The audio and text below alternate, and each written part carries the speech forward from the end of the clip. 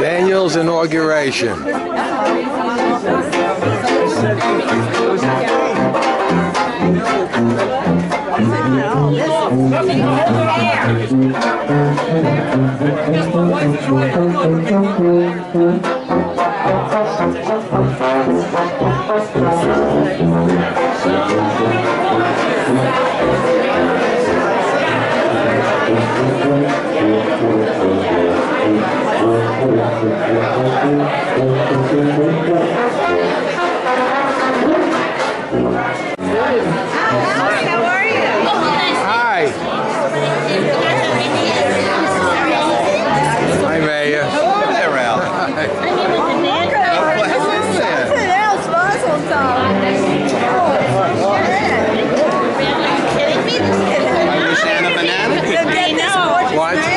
Stand there, Pat.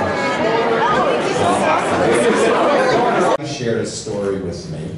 Just recently he got a call. He received a call.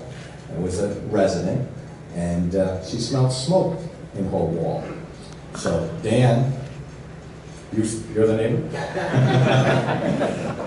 All right, so Dan grabbed the fire extinguisher, jumped in his car, drove down the block, investigated it, called the fire department, and indeed prevented a fire. That's the type of mayor that we have here.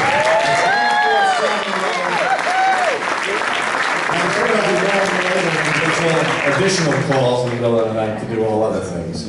But truly a great friend, a great mayor, and somebody here in Nassau County that we're truly proud of, along with the former mayor and deputy mayor now and the village trustees. We thank you so much for your volunteerism. You really make a difference here in our county, and you're making it a better place to live, work, and raise a family, and I'm just honored to have the opportunity to work with you. Thank you, and God bless America. Well, thank you. Now we're going to get on with the rest of our ceremony, and we are going to swear in our recently elected officials. Winnie, you want to grab Mr. Antonucci and Mr. Chesnick. Scott, you're going to come up as well. And Helen Benzie, where are you, Helen? Yeah, right here's fine.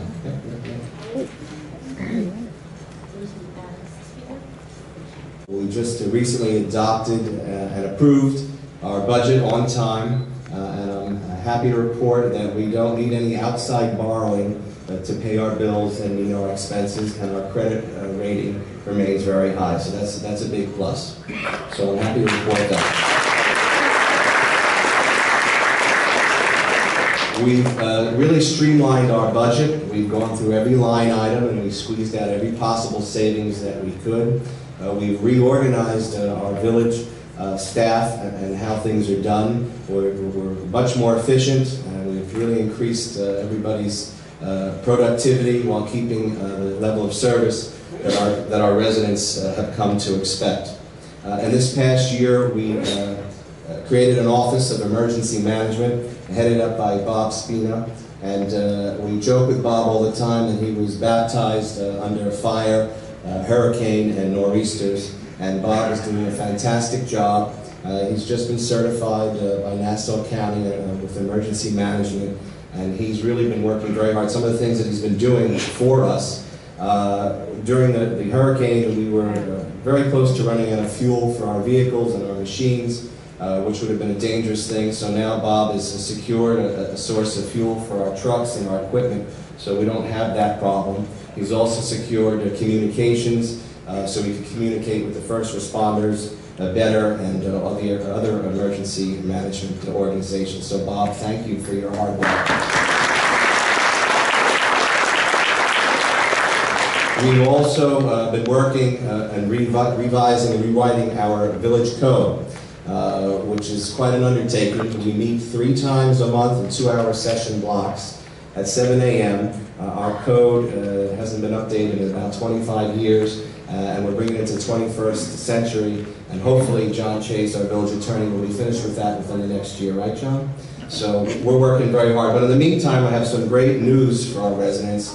We adopted and approved a local law really relaxing the volume restrictions. And for those of you who don't live in Brookville, we have this regulation that you couldn't do certain things with your home if you have an overhang and underhang.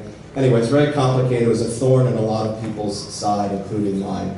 And what does that mean to our residents? Well, if you have a parent or a grandparent who's come home to your house to live with you so you can better care for them and spend time with them, if you have a college graduate who's moved in, if you want to build a home office or blow out the side of your house and build closets or an attic garage, anything like that can be done now. Our building department is open for business, and we want our residents to do that, and I urge every resident to take advantage of that. So that's a big plus.